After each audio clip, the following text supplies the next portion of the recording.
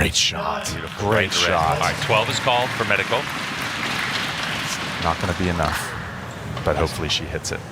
That would be a great exit. All right. Ava Jones. There you go. And this is a shoot-up match, so basically, Ava Jones, after official scoring comes in, looks like she's going to advance, guaranteeing her a podium spot, and fourth will go to the Italian Medico. So it could be upgraded to a 10. Oh, maybe a bounce out there. Bounce out. I am pretty sure I heard that. Absolutely. We could even hear it out of our headset. She might have broken a knock. Here we go. 9. Oh. Our third place. And now we are going to see a match of women's Barebow Titans. That's it. A repeat. Lena versus Fawn in the finals. To shoot a good arrow. 8. Oh, she missed the 12. Okay, Lena is calling 12. I doubt she's going to go for the 12. She's just calling it. All she has to do is put a 6 or better to win this match. I would assume she's not aiming for that 12. I wouldn't. Yeah. 7. She went for the 12. Why did she go for the 12? That's a very interesting move. But she had a buffer. Okay. So unofficially, we're 104, 106. Yep. All right. And Lena Bjorklund. Okay. She does it again. Congratulations, Lena. Official. Fawn Gerard with the 104, Lena Bjorklund 106. Fawn, for winning second place, is going to take home $1,500 from us, $1,200 from Hoyt, $200 from Yost. And your champion, Lena Bjorklund. First place, $3,000. Do it. Oh, with authority. That was beautiful. Great first match by Demmer. Let's see if he can make a run here. He's got a big archer coming out here next. To move that right, he can move his string blur and his sight picture left and move that rear sight to the left, which would make his impacts move to the right. But he's still struggling here to move that over to the right. And that is the last end of this match. There we go. And it looks like John Demmer is going to continue to march up the leaderboard. Love it. Coming in 8th place. Now, Let's see a run. yeah. What a great end. What a great end. What a great end to end on. Looks like Demmer's going to advance Absolutely. to shoot up against our Here we go. 4th place qualifier. Oh, man. Demmer's making a run. Great showing by Kyle. Congratulations to Kyle Coffey. 20 years old. Just awesome. Awesome showing. And Kyle said he made it further than he thought. Yep. And he's happy about that. And what a great Go away with this. He needs a 3 or better to put this game away. Oh, well, 2 or better. The scores just got updated. That's it. That'll do it. That was a little fast, but that's enough to seal the deal. And of course, Demmer shooting a single spot, so all he had available was a 6. That's right. Like Good a point. 6 or more. Good point. Good point. All right, Demmer's continuing his run. Super happy to see this. If anybody can do it, he's the guy that can do it. And Eric there, that looked very clean. Nice shot. A little bit of a left impact, but I think that's going to be enough to do it. 12 called. 12 called. Yeah, He look at knows the it's smile. out of reach. Let's go. This place will go wild if Simon can leave this great performance with a 12. Aiming low. It must be so odd having to aim low off the gold. 10. Oh, he shoots a 10. That's awesome. And a shrug of the shoulders. That's right. 107 to 103. Eric Johnson moving on. Simon taking third stick. I don't think I saw Ray shoot. Oh, that is beautiful. I don't think I've seen Ray. Pressure is high. Oh, that is what we wanted to see, Greg. Let's 12 called, go. though. 12 called. There's a chance. He's got to go for the 12. And this is what this tournament is all about with that 12. This could tie it.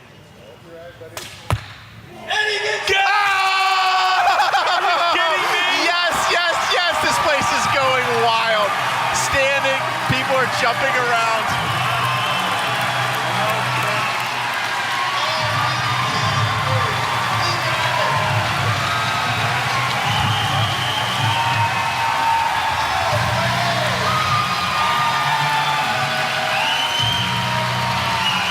for making it exciting. We're going into a shoot-off. We're going to shoot a 1-arrow shoot-off. First arrow for score. If we're still tied, we'll shoot a second arrow for score. If we're still tied, we'll shoot a third arrow that will be measured closest to the center. Closest wins. 12 plays. 12 is in play. Raymond, you had the choice last. You get to choose to shoot first or second. I'm going to shoot first. You're going to shoot first. You will shoot second. 1 arrow each, guys. And we're going to bring it back. All right, here we go. Greg, unbelievable finish. Needed a 12 to keep this thing moving, and Eric just shoots a strong, confident, no hitch, no flinch arrow right into the 12. I'm nervous, man. Score on this first arrow. Yep, we're going by score, not closest to the middle. 30 seconds on the clock. 12 is called just in case. I doubt he's aiming for the 12, but you never know. Maybe he wants to go out in glory. That would be something. Here we go. My phone is blowing up right now. People are going nuts out there. Everyone watching live. Let's see what happens here. 9. That's a solid arrow. That's a solid arrow. I'm sure he wishes that it was in the 10.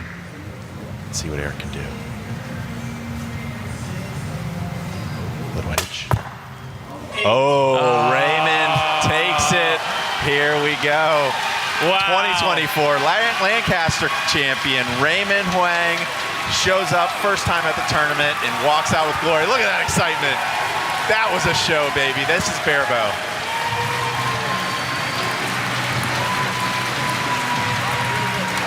Congratulations across the board from his competitor. Under all that enormous pressure, the last couple ends, I have never seen somebody take more deep breaths.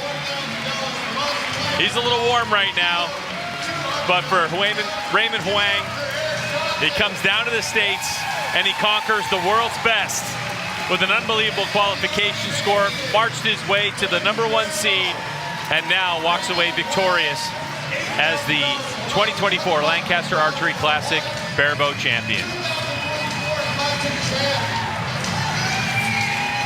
And he'll enjoy this glory for many, many weeks to come. Reggie. You realize my friends in British Columbia will never live in the States. I will never be Reggie. It's my new name. Hey, Raymond, on seriously though, how does that feel to come out here? Your first classic, you know this atmosphere. You're the 2024 champ. It's pretty unreal. You're gonna be right up there on that banner next year. That's pretty cool. Hey, thanks for coming out. We appreciate it, and congratulations. You're our Barebow champ. Thank you. Back to the Barebow project. I'm here with two, I like to call them counterparts, but they're much better at this than I am. Mr. PJ Riley and Matt Zernzak from The Push. PJ Riley What's from up? Cam, Lancaster Archery Supply. I don't know. You're a man of many hats. PJ Riley. I mean, he's like the guy. He's Mr. Archery. I like what I thought I heard you say there, Frank. I thought you say a man of many hacks. In case Maybe that's what I had meant. Freudian slip. Yeah. The three of us definitely, we chat quite a bit, or there's texts, or there's just random group discussions often about all kinds of things. But the one thing that is something I wanted to talk to these guys about, especially after this classic, and just kind of going back over the years, is the growth of Barebow at this tournament. And the part of that growth is one of the reasons I got involved, and credit to Matt, because Matt's actually been involved in traditional archery longer than I have been.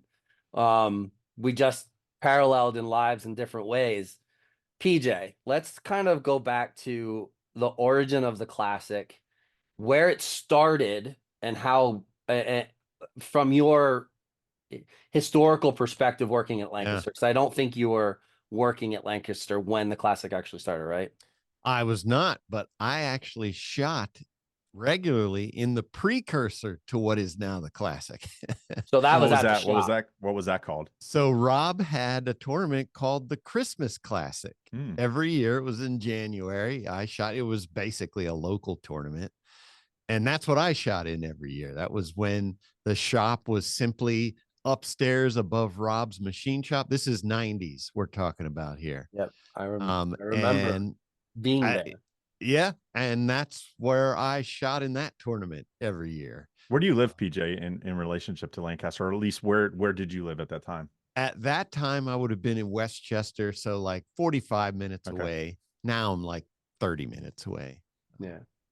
So, but he go had, ahead. so even getting deeper into the history, Rob, for a very short period, had a second shop, Lancaster Archery Supply 2, that was in a town called Thorndale, which was right near Westchester. And that's the one that was the little shop I went to, shot leagues at and stuff. And then, of course, you'd hear about the big tournaments over at the big shop, which is not big compared to what is there today.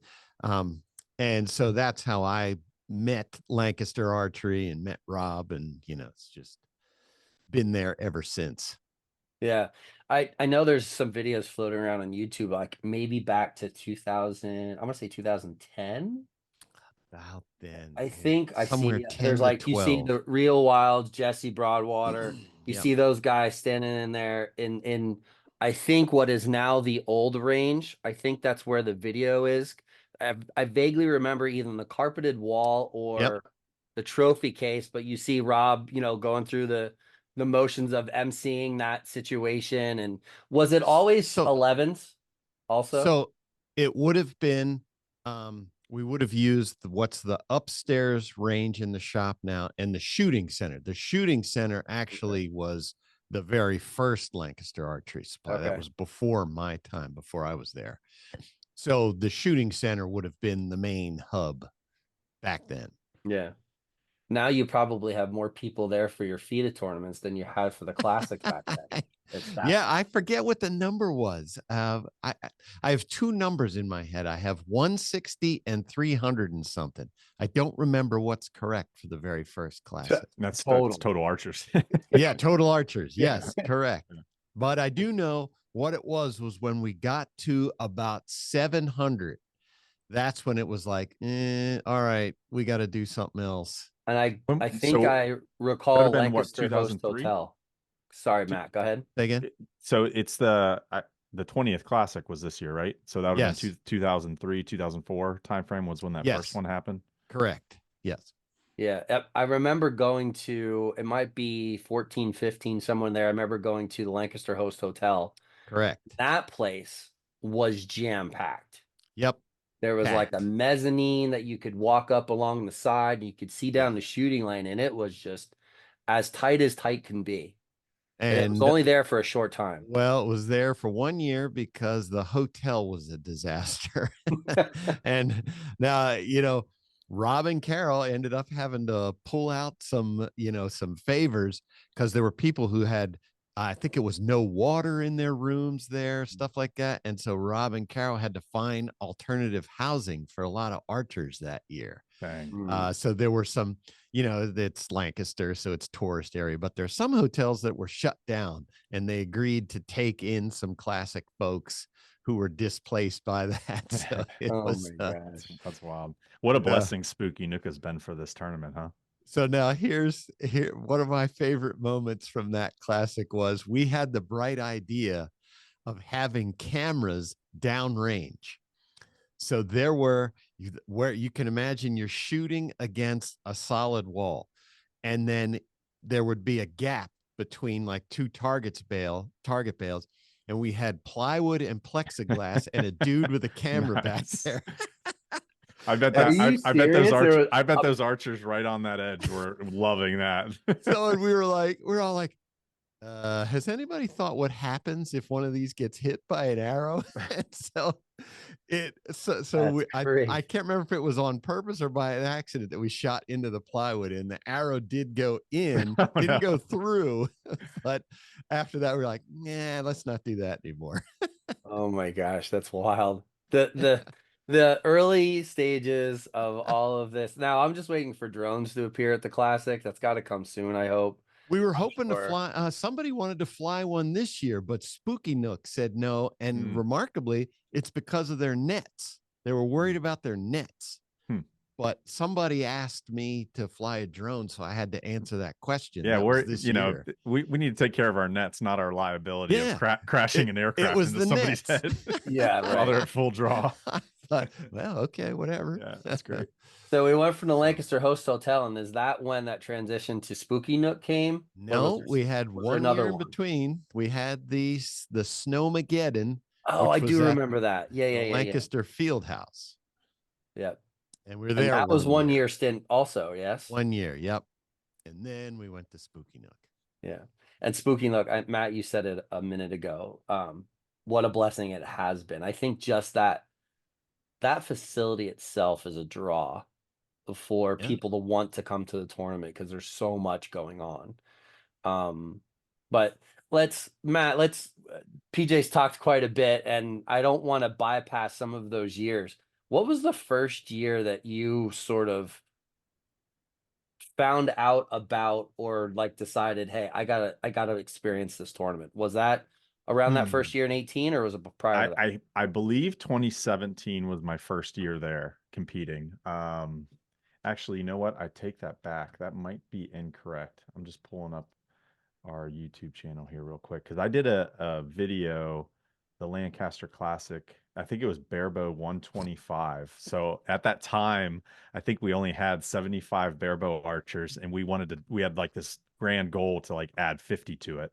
And so working with Demmer and just we started filming this video, which was just my experience at the Classic. And I'm trying to, my YouTube studio is not working right now, but we put that video together to try to entice, just show behind the curtain, like, hey, this is what happens at this amazing event.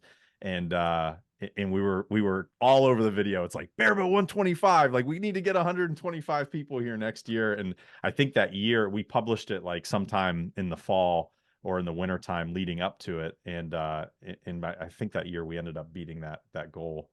But I remember that video. Yeah, it was. Oh, I don't think I have seen that video. I'm gonna have to go back and watch. It's really funny to watch. It's literally like me by myself at this Classic. I like drive over to Spooky Nook and I'm just walking around with a little AX-53 like point and shoot camera, and I'm like putting the camera in every people's face and like talking to them, making them super uncomfortable.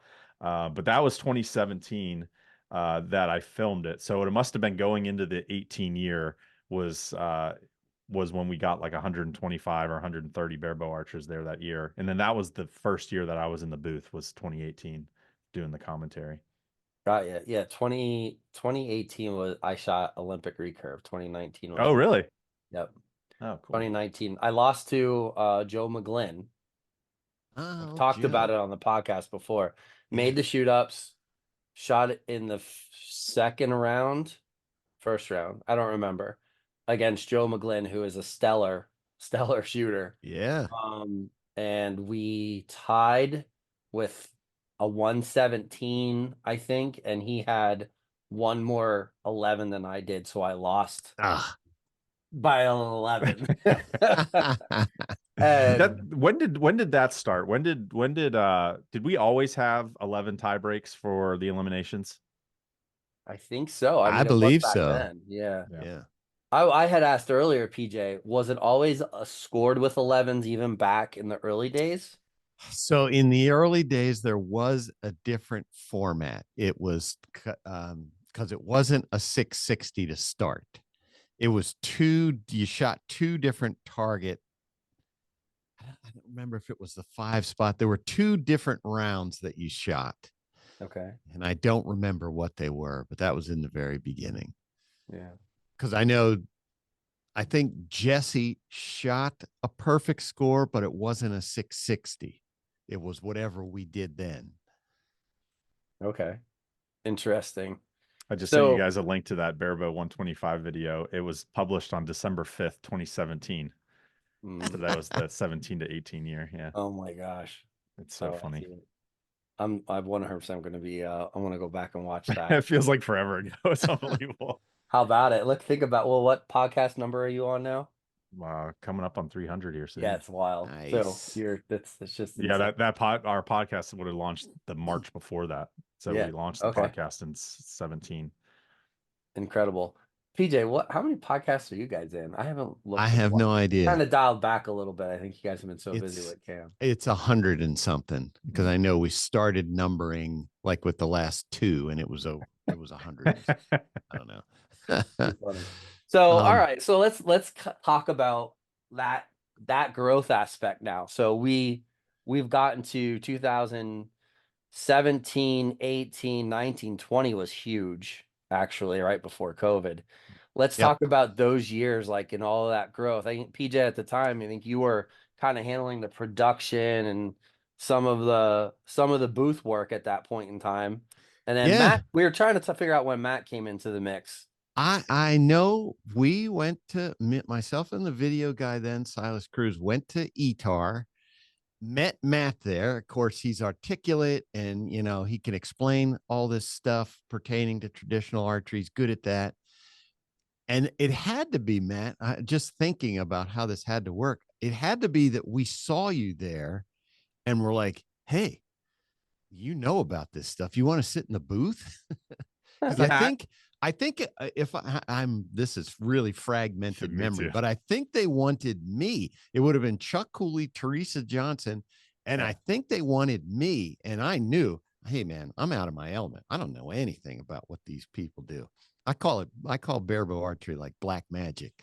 So I probably saw Matt there and asked him, hey, it was like completely last minute. It was like, hey, do you want to go get in the booth for the Barebow stuff? They start shooting in an hour. And it was like, that sounds right. I got like deer in the headlights. Like, okay, we'll do the best we can. And it was Teresa and I were in the booth together, and Chuck sat off to the side, gotcha. And watched the show. And then going back, and then we listened to it afterwards, and it was like, yo, home run. Who knew? And then every year it's just been like, I just text, hey Matt, are you up again? You want to do it? Yeah, you've definitely gotten better at scheduling it now. There was one year in there that I didn't go to the Classic to shoot. I think it might have been like 2020, and you texted me like on Friday. It was like, hey, you in for tomorrow night's Barebow? And I'm like, I looked at Nicole, my wife, and I'm like, you up for a one night drive out to Lancaster real quick? So we drove out like midday on Saturday and did the booth. And then I remember I just assumed that you were going to be there, and then when you weren't, I was like, oh crap, maybe I should have. Yeah, there was something with my job. I couldn't get there on Thursday and Friday to actually post a qualification score. I'm like, all right, I'll sit this one out. And as soon as you sent the text, I'm like, all right, that's reason enough to drive out there. It's not too awful far. It's like 3.5 hours away. I think that was also the year that you might have come out and set up like was that the year you set up like a table? I think and you just did like recorded. That was the year before. Was it the year before? Mm-hmm. I remember that. There was just like random people sitting down, and you recorded like this lengthy, like 2 or 3 or 4 different times with as many people as you could get. Yeah. And you hear the background noise and stuff. Yeah. And we're like, oh, it was still fun while the table I used to set up would just have like stickers and shirts and stuff. I never sold anything there, but it was just like a landing spot to actually get people to come in and into the booth and do podcasts. But I stopped doing it because it actually turned into an inventory job for me, because everybody and their brother would dump their stuff behind the table and was like, hey, you're gonna be here for a while, can you watch it? And like there'd be 15 guys barebows like laying on the floor behind me. Yeah, that's great. That is funny, but it's still, trials and tribulations of trying to cover events. And I think, and this is probably touching on the other podcast we were gonna try to record. When you have a media presence of some kind, I hate the word content creators, but when you have a media presence of some kind in regards to covering and promoting and stuff, it can be a bit of a overwhelming job, especially if you're trying to shoot or just in general enjoy it for what it is. And so you miss out. Like you miss out. Yeah. I mean, in some respects you kind of gain more than the average spectator, because I'm when I'm there and I'm witnessing it and I'm talking to people or filming things, I'm looking at it from like, you need to make good content angle. Mm-hmm. And you're kind of like in it more than just a spectator. Like you're watching the elimination matches. If you don't have any content creation motivations behind it, you're just taking in the show and it's really enjoyable. But at the end of it, like this year, we decided not to do the podcast like we typically do, Frank, like where we just like play by play, do color commentary for the Barebow eliminations for the top 64. And I got to the end of it and I was like, wow, that was a really good show. That was really neat this year, not like quote unquote covering it or creating content, but there was something missing for me. Like it was like I could agree. Kind of ended and I looked around like, whoa, what happened? That just was like a complete blur because I wasn't like very intentionally absorbing what I was watching, you know, and trying to like come at it from a content angle. So yeah, I it's got definitely... I got a little taste of that because I just uploaded an episode. I did a live feed of the last end of 32 and 16. So I just caught the last end. But it still isn't the same because like we were there with no camera, headphones, mics, and binoculars, and we were just like up and down the line the whole time. And you do like you're like you feel like in some ways in that moment, you feel like you're like right at the bail with them, experiencing the emotions that you're they're reporting going it, through. right? Yeah, it's just from a different angle. I mean, but I think it's cool, and I think the important part, and Matt, we probably have to next year. We're gonna like we had this conversation. We're doing it. The important part of getting that coverage for the overall good of the sport is that people are gonna be like, well, I want to see the classic. I want to go to the classic. I want to feel like what it's like, oh, well, the Push did this podcast of like all the head to heads and everything that's going on.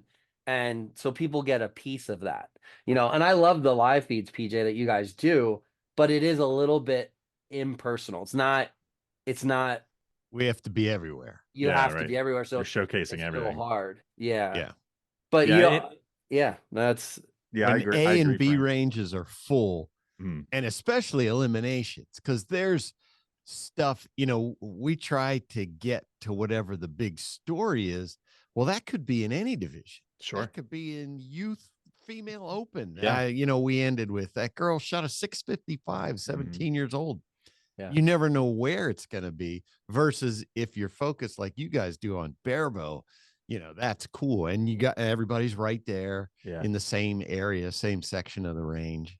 That's something I try to convey to people that are like on the fence, whether or not they're going to come and show up. It's like you enjoy like the big net, right? That you cast out there is the Barebow finals that's on YouTube. I mean, we have so many people, I'm sure we'll dig into the numbers and like the response that's gotten, but for every incredible moment that happens on the Barebow finals that gets publicized to everybody, there's 10 of them that happen like that in the eliminations because you have 32 matches going on at once, and then like obviously it whittles down and whatnot. And it's just I try to get people there as much as possible because that the eliminations is just so much fun to stand there and then you know it's the building up. It's like this. It's weird. It's building up to the finals later that night. Yeah, I always try to get people to show up.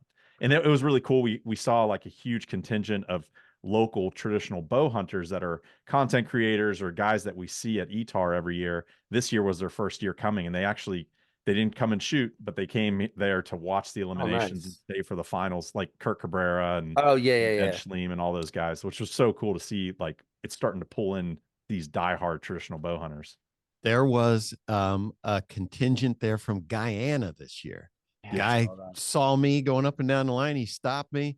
Hey, I just want to tell you, you know, we came from Guyana this year. They were all Barebow shooters. No way. Well, the Barebow contingency across the pond in all directions is actually pretty vast. Like the in my group specifically, like the oh my God, what's the country? Philippines. The Philippines National Barebow Championship was like 500 plus archers. Huh. Really? Insane numbers. Wow. Like a couple of those guys have taken like my online seminar, and one of them took one of my coaching certifications I do for S3DA online. And you know, we chit chat about certain things, and I'm like, hey, you know, the one girl posted like a 650 something, I think, outdoor target score, and we're or 647. I don't remember what it was, somewhere in that ballpark. You know, and then I was talking to one of them. And I'm like, hey, how many shooters do you have at your national tournament? He said it's insane. We're all over, and I maybe in some ways an inability to get all of the equipment might play a role into that. Like, hey, if I can just get a riser and some limbs, I'll figure out a string, throw on a rest, and then we're good. You know, we'll call it. You know how barebow archers will make a weight and we'll make it work. You know. Yeah, yeah. But now here we are. You know, you got somebody from Guyana coming, and now we're pulling more than just Sweden and Denmark. You know what I Yeah. mean? Australia, And Italy, of course. yeah, and, all you over know, the place. It's amazing. yeah. So like that's starting to. I'm curious where if you compare all of the classes, which class is pulling more archers from other countries right now? Yeah, the most countries. Yeah. I bet you Barebow's close. I know men's open has got to be We had 28 countries represented this year That's awesome. in That's how totality. in totality. Yeah, all divisions. That's great. That is amazing. This was our first year we saw some Koreans come over, the Korean women, Duna Lim, who won women's Olympic recurve. Mhm. We hadn't seen them, so they sent some archers over, which was cool. It's about time, right? Exactly. Yeah. Hey, they're the best at Surprised that. it didn't We happen. want them. I can't believe it didn't happen earlier. She wants to shoot against them. Yeah, that's great. Yeah, that is great. So, all right, well, let's kind of continue down the path. We get into. Well, before you ahead. go on in the future, one of the bases that you have to cover here is Rob Kaufold. Hmm. That this whole thing, the reason Barebow has this stage is Rob Kaufold. He just loves barebow. Absolutely. He does it. He shoots it. That's what he shot forever. And so, in a lot of tournament formats, nothing against them, they don't necessarily put barebow on the stage. But for him, I can promise you a goal was we will have barebow on a center stage just because he loves it so much. So, Understandably so. And that moment, and we'll kind of dive into the actual moment, but that moment with Eric, or not Eric, with Raymond, Ray, right after he won, Rob was the first person there to congratulate. I happened to be standing there, and I snapped a photo with Rob and Ray because I was kind of walking over and to that general direction after. Ray was celebrating with his coach in the box there, but Rob started making his way over, and we made eye contact. I said, Rob, this was your vision. And he looked at me, he goes, Frank, this is exactly what I've wanted to see forever. And we've had amazing finals. I'm not to take away from anything in the past. No. But like the suspense of that moment, and I know there was a lot of people were amped up over compound guys smashing 12s back and forth there for a second. It's exciting stuff too. It's all good. It's all good. It's all good for Archie. Brady Ellison, what did he end on? Was it like 6 or 7 11s in a row? Yeah, in Olympic something like that. recurve to finish out. That was incredible. Yeah, that's another huge benefit of like coming to the classic is like that's one of my highlights is being able to show up on Sunday. I don't go home Sunday. I come over and I watch Brady shoot every single year, and then I watch the Compound Open. Yeah, and it's a great show. If you're a fan of archery, it's different, right? It's definitely different. But it's fun. It's so great. I still think Glow the environment is just a little bit different with the Barebow finals. It is, no doubt. and sure. So my favorite thing with that is that was all organic. Yeah, I remember it distinctly building that, we would have the first, when we were at the Lancaster field house, that, the crowd was, it was about the same for all of them. Probably the biggest crowd was for the Compound Open.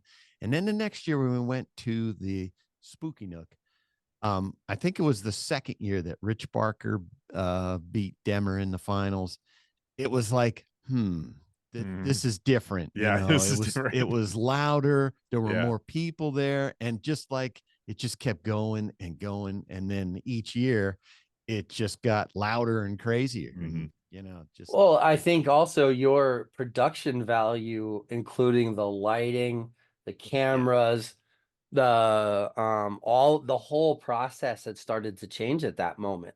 Oh Like yeah, Matt, when you go back to like 2017 and watch the videos yeah, on YouTube, it's like all the house lighting is still yeah, on. It's very different vibe compared to like now. It was on B range. We were Mhm. at the very end of B Oh yeah, range that's right. Yep. versus in Olympic Hall, the separate area. But you know, like Rob said, he went to Nîmes 1 year and saw how their finals area was. And I remember him coming back and being like, that's what I want. Mm. I want that look.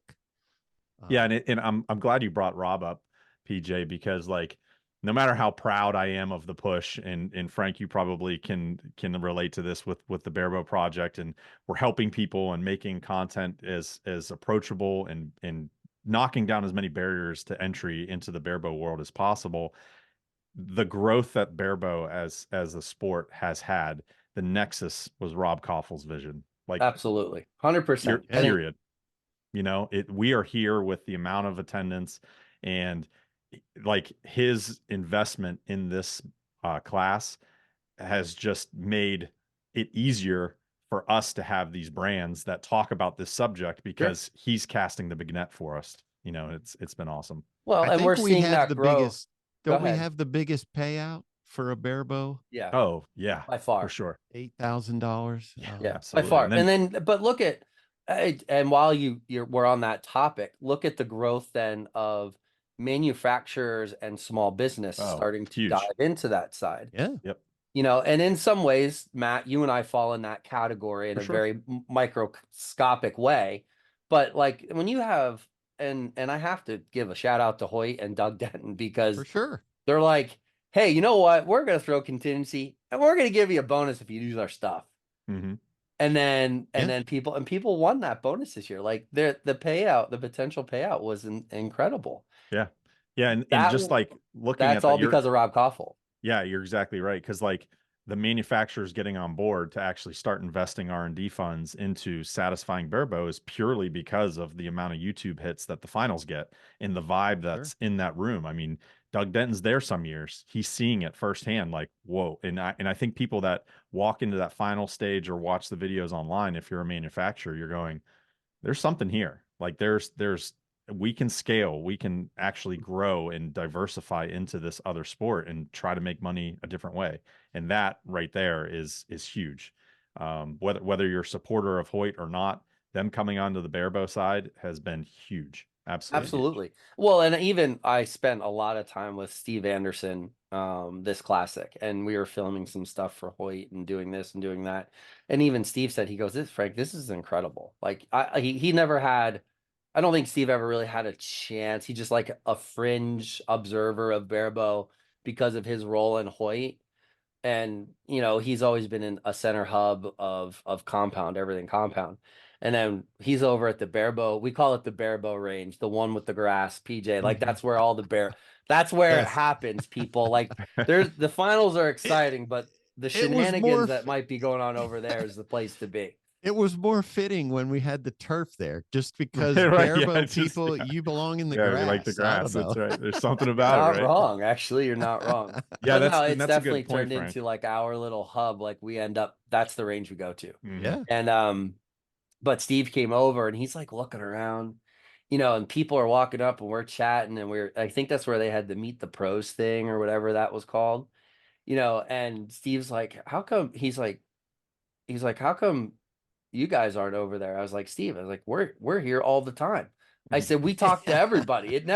We don't have to have a moment. This is the entire weekend long, the people involved in that side of things. And he was like, That's you know where what? that's Not where the wrong. work gets done. Honestly, like I come away from the Lancaster weekend with like my entire next year of development as an archer already lined up because of the practice range. Like when I'm not shooting, I just can't wait to like get off the line and hustle back to the practice range to see like who's there, who can I like film them shooting or talk to them, and you know, try to get some knowledge from them. But yeah, the practice range is like some of the funnest times at the classic.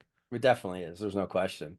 One of the things that I think is cool is now with our Easton youth tournament, you know, it was like 700 kids this year, is to see that how many are now shooting barebow, where you didn't see that 10 years ago. You weren't seeing kids shooting barebow in competition. Yeah, slinging arrows in the backyard, absolutely. But to come out and compete, now we're seeing it. And I always say, hey, no one has more fun than you guys out there. And no one does. I mean, most of those kids competing in the Easton tournament already shot their qualification because they're competing in the regular barebow competition as well. Absolutely. You know? Yeah. Well, I mean, we're not just kids that are from the United States. We're pulling high-end shooters from other countries now that are kids. And I don't care what you say, Leo and Ollie are still just kids. Well, I guess Leo's he's technically an adult now, but he's been shooting barebow like at a very high level competitively, like when he was still a teenager. But if you look at the eliminations, that was one of the biggest eye-opening things for me is standing there in the eliminations. You have 32 matches going on, and on one end you have, like, as it started getting whittled down, you have like Alex Melnick versus Eric Johnson, and you have Joel Turner versus Raymond, and in the middle you have Paul Helms versus Demmer. But then every other match has a 20-year-old in it. I mean, David we have Jones. Yeah, so many young. A couple years ago, Aaron Hayab. Exactly. Like, these kids are just it's crazy. They're stepping up the game big time. I mean, and I think those equate to some of our favorite things about the growth of the barebow and the classic, for sure, is that volume of people. Speaking of volume, I didn't look, I'm not gonna lie. What was the final number this year for the classic registered barebow shooters? Let's look that up and get it right. It was like, you have those statistics somewhere, I bet. Yeah, registered was like 287 before the tournament. I think like I think like 260 ended up shooting, something in that number in barebow, and then plus the women. That was men's side, and then women were right at the like 89 mark, I think. Yeah. Did you guys ever look at the total statistics of all classes and see where everything falls into place, PJ? Just out of curiosity. No, that would be, no. Compound, the open compound, not the pro division. That's our biggest class. I know that. Bow hunter's pretty big, and this being an Olympic year, usually Olympic recurve is pretty big, but I didn't look at those numbers to see what's what. Yeah, but it's bigger than, I'm pretty sure it's bigger than the pro, open pro. Yeah, I believe so too. I think we're in the 100s for that. Yeah. So I guess prior to this year, for both of you, I have a question. What was some of I want to say your favorite moment, but like your pedestal worthy, most memorable moments that you've been a part of with the barebow side of things? We can talk shoot up, we can talk qualifications, doesn't matter. Who wants to go first? So, I mean, I think just one that lives in my brain is Demmer versus Rich Barker. And I don't know if it's just because Rich is a local guy, or, I mean, to me, that at that time was David versus Goliath, and just people gravitated because I believe Rich came in fourth or third. He had to win a couple matches to get to Demmer. I think he came in like that first match, though. Yeah. That was when we only took 4 for barebow. Yep. And yeah, he just shot his way through the pack to get to the top there. And if you know Rich, he's super quiet. You almost never hear him talk. And just for him to be up there, just throwing bullets down there, just insane. Yeah. I thought that was a great moment because I think that was powerful to the non-initiated, the people that hadn't come yet, because it showed like, hey, you don't have to be John Demmer to win this thing. Yeah. And, and nobody knew Rich very well, if you weren't in the barebow community up until that point. And so it was like a big eye-opening, like, oh, the barebow bench is pretty deep. Like, this is really good. It's possible. And I think year over year, I think one of the biggest interesting parts is, like, if you look at Olympic recurve or open pro, there's like the same handful, like 15 people that are always going to be on that stage. But what we've demonstrated year over year, it's like there's only a few constants, and it's usually Demmer and Eric Johnson maybe, and that's about it. Everything else is just completely new faces. And now that we have 8 shooters making the final, we get to see that even more. And every year it's just a revolving door of like different people showing how deep this Barebow bench is, and it's pretty amazing. So I agree with you. That was going to be one of my top ones as well, is the Barker win for sure. And Well, one of go go ahead. ahead, Frank. I was gonna say, I was look gonna let something up. Matt kind of elaborate on his, because since you already talked about the Barker moment, we only have to get permission from Lancaster and pull a snippet of that and put it For in here sure. at the end. You have it. Do it. You heard it here first, everybody. Matt, what about you? What's another moment that stands out for you? I think one of I have a couple, but I think my top favorite one is probably Lena's performance last year. Lena stepping up and quite literally shooting almost perfect out there. That right there, I think, was the pinnacle of performance, showing what Barebow can do. I mean, she went 31, 30, 29, 31, I think, is what she did in those 4 ends. And just her dominance in the women's division over the last 4 years is just something that I love her character. I think she comes up there and as she's talking, you kind of get this, with the language barrier there, you kind of get this like she's a machine type of like she's just a shooter, but then the more the microphone is pushed in her face, like you start seeing how funny she is. Like she's actually a really funny person. She makes me laugh so much when we're sitting off to the side. She's super sarcastic and like her comedy is really, really funny. So she's such a fierce competitor that she gets like a scowl, but it's not like, it's just like to the level of seriousness, almost like just she's business. rigid. She's there for business. Yeah, but the one thing that we've seen in her, in my opinion, is her growth as a personality within the sport has changed from their first time coming. Yep. Yeah, I agree.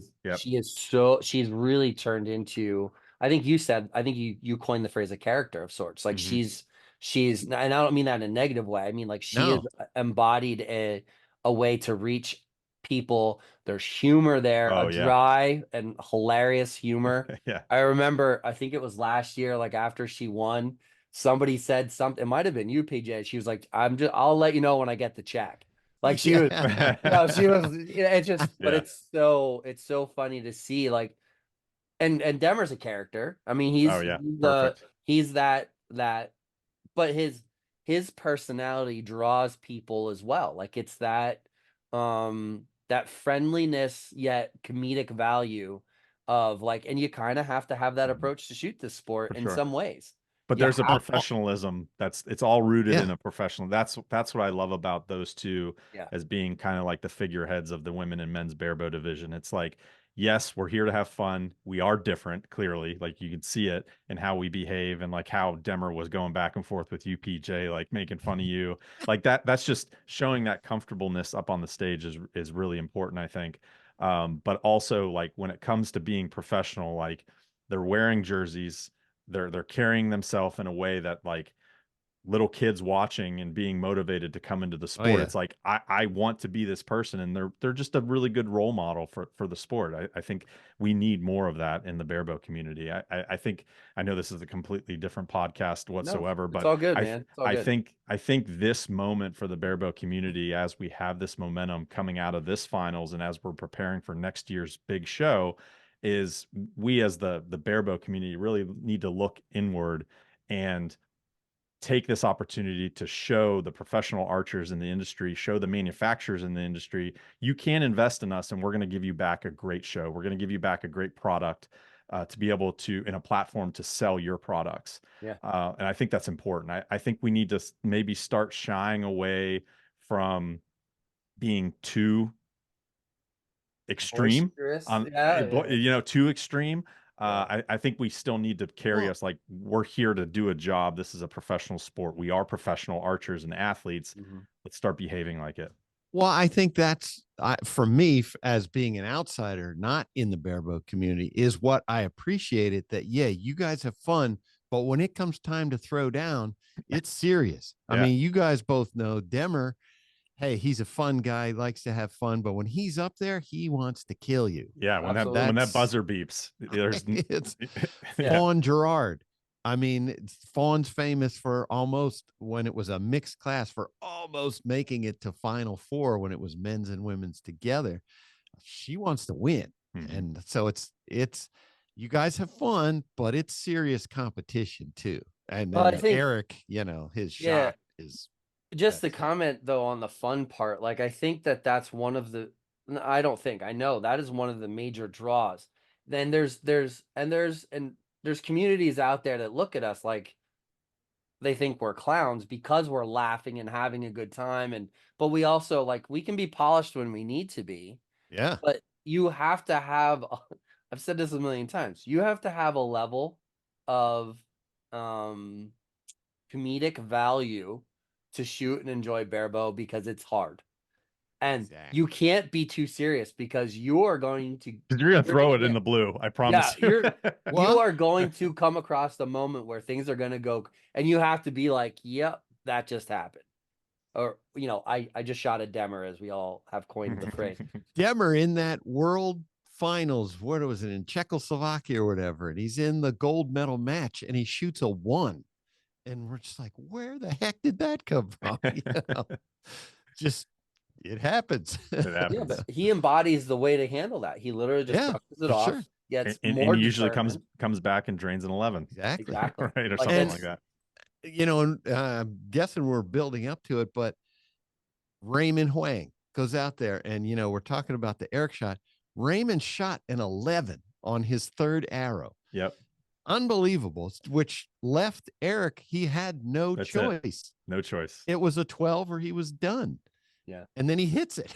You know, Yeah. it's just- Well, that's a great segue. So let's just talk about that, what that moment was like for experience it, because you both experienced it from 2 very specific vantage points.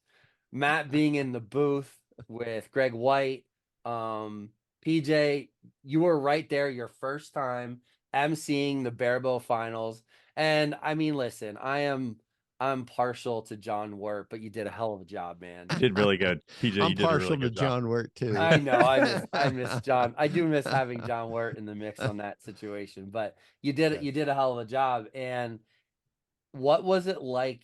Like where I have this is what the it's not a Vine, but like the reel of Joe Rogan in the one fight where he like goes nuts. Yes. PJ. Yes. Like that's what I pictured you two yeah. as. Like that was you were my version. You were my Joe Rogans in that moment.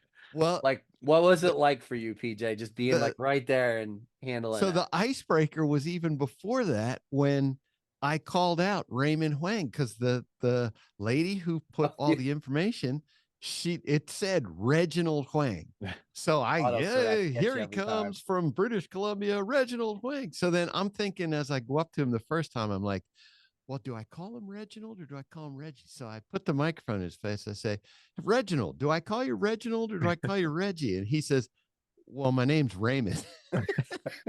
And so, this is live TV and I'm processing in my brain. You're like, wait a minute. What? Like, what? I know I read that right. I was like, and so I said something else about Reggie and he's like, no, it's Raymond. And so then I turn around Because and look at the TV. They And I have was the like- go ahead, I'm sorry. We have the TV that with the information of the Yeah, like a archers. And I prompter look, or whatever. I was like, there it is. Look, it says Reginald Huang. And he's like, yeah, it's Raymond. Yeah, he That's was pretty so great. cool about that too. Yeah, that was nice. He handled that well. Because I talked to him before the finals, so I knew his name was Raymond. And when you called him Reginald, I'm like, that's interesting. And he comes out, but then after that they put the avatar with like a couple quips. That was Right. a really nice addition you guys did this year, Yeah, like that just was adding good. that image. And it said Raymond, and like I'm like, oh, okay, that must have been a mistake. But then now he's Reggie. He's Reggie, there's yeah, that's right. When he wins, they're chanting Reggie, Reggie. So to me, Yeah. that's the epitome of Barebow. Here's this guy shot incredible, and yet now he's got this nickname, and just the way it all happened, I thought was cool. But then when he shot the 11, I was like, oh, okay, cool. Yeah, this is over. Yeah. And then I hear Eric calls the 12, and Connor Kaufold. I know people were saying that I called it, but Connor Kaufold was the spotter. So he was the one calling the arrows. And so when Eric shoots, you hear somebody yell, and he got it. Well, that's Connor. It sounds like you. It does sound like you. It sounded like, I agree. It did sound like you a little bit. The place just went nuts, and it was so loud. And I was saying things in the microphone. I couldn't hear it. It was so loud in there. Just so loud. like, are you kidding me that nuts. he hit that 12? Connor, Yeah. and shout out to Connor. Connor's, a mainstay within Lancaster Archery Supply for obvious reasons. But Connor, you could hear the excitement in his voice Heck with yeah. every arrow, every call. Like he did such a good job. He of- knows a big arrow when he Oh sees it. yeah, emphasizing it when it needed. It was just, the chemistry of that situation could not have been better, It was cool. without a doubt. Matt, what was it like for you in the booth? Like, did you want to jump out of your chair or what? I did. I absolutely, I was out of my chair. I wish there was, just to reference the reference you made, Frank, like the Joe Rogan meme where they're like all leaning on top of each other. Like literally that's what it was. And PJ, it must have been a few days after the show, he messaged me. It must have been the first time he actually had a chance to sit down and review that moment. Yeah. And he messaged me. He's like, dude, like you guys were losing your mind in the booth when he hit that, and I sent him that image of the Joe Rogan. Tie it.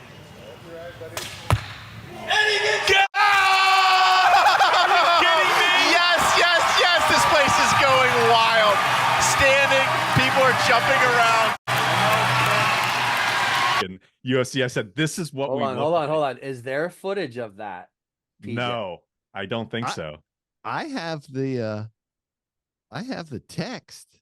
I'm sure. No, but I think what Frank's asking is, was Of there the actual any camera moment. pointed back to the booth? On you guys? No, I don't think so. no. The camera that's a handheld, so they would have been out on the floor. Yeah, because they come up to the booth right before the show starts, like for a new class, and they set a camera on an empty tripod that's right in front of the booth. And as soon as we're done with our moment, and they cut back to whatever screen they're cutting to, that camera gets pulled away. No, let's go back. Let's fix that. That's gotta get changed. Rob, may put that in your notes. Obviously, That's if we get knew that changed. was going to happen. Yeah, right. We just need a little GoPro on the table or something That's that's it. running. Matt, you're in charge of it. We'll just put it on the push. But that that would have been great. Like that moment is, being in the booth, you're tasked with a job to keep the listener and viewer kind of engaged and start building up the story that you hope is about to be written, but you have no control on whether or not it's going to be written.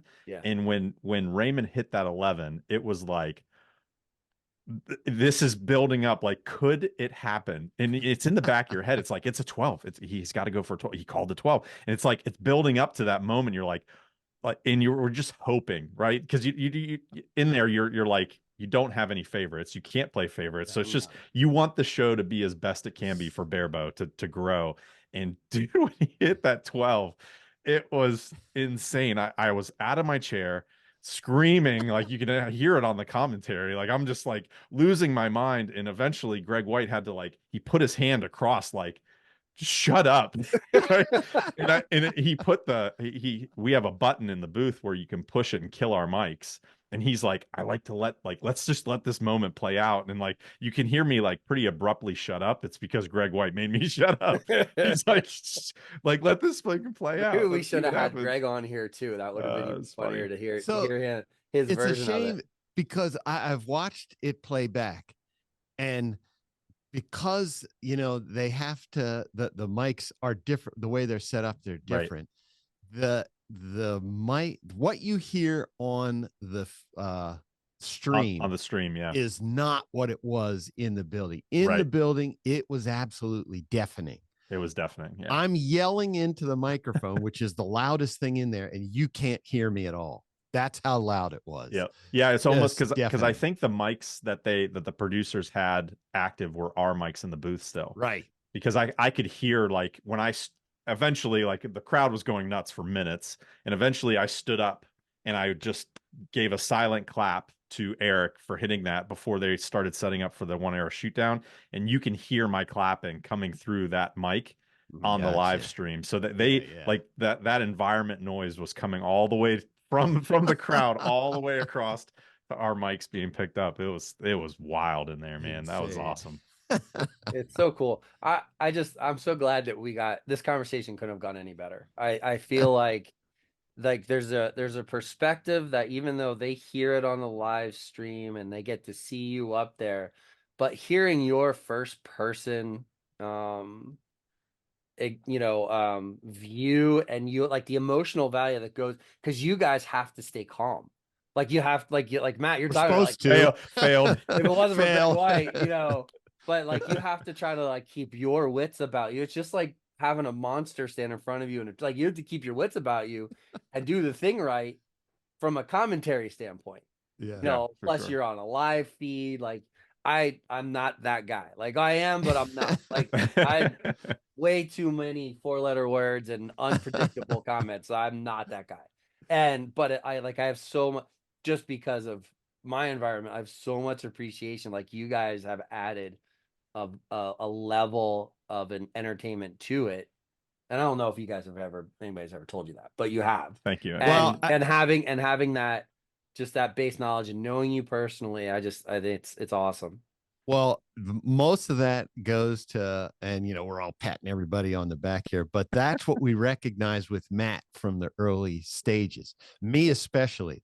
After the first one that he did, when I'm listening to him, I'm like, this dude has the technical knowledge down and explains it perfectly. The crawls, what they're doing with their points, how they're aiming, all that no, you stuff. sound like a professional right now, PJ. That's from I know, listening look at to him, Matt. listen to him. Stern. That's from- You got this. That's listening to Matt. And so it became clear. It was like, this dude is perfect for that. We need him every year because, and Greg White, he'll talk to that as well.